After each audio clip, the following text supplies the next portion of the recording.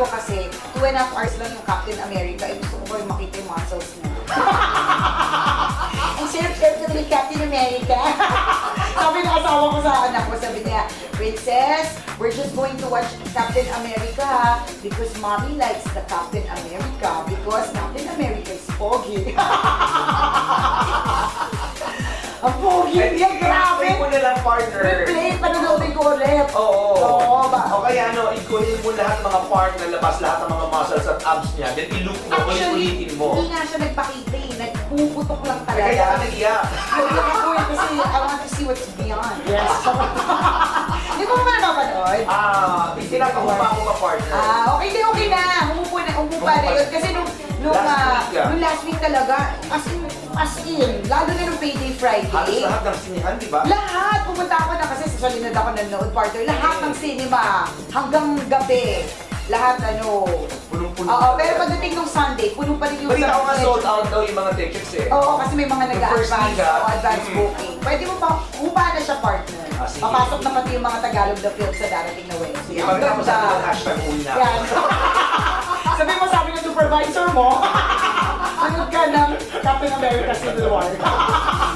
Grabe, may portion doon na si Captain America, partner. Parang pinipigilan niya yung helicopter. Okay. Partner, wala naman siya masyadong ginagawa. Parang naka-extend ng arms sa partner. Nagpapapogi lang, parang gano'n ang dating.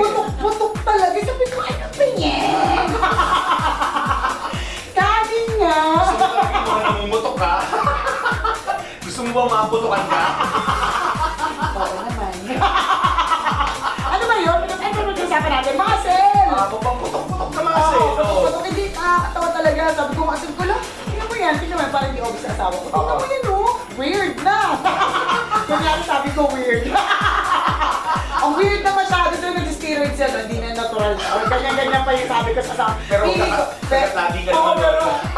Kabog ng dibdib ko, oh my God, Captain America is love. Iniisip ko na kagad iti-tweet ko.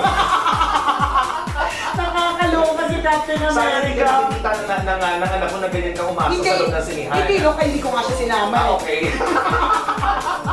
Iiwanan mo pa ganyan klase ng eksena, ha? Baka manangin na kayo, my mom is my idol. Yeah.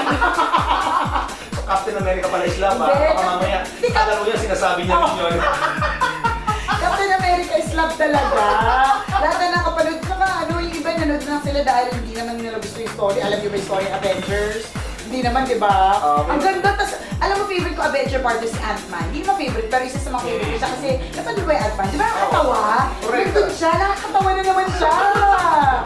Cool, di ba sa gawa nga ng Disney pag partner? Disney talaga, pag Disney film. Kay Larry na Beauty and the Beast, Mulan, tsaka Frozen Fever, ganyan. Kasi siyempre Marvel. Grabe yung Marvel.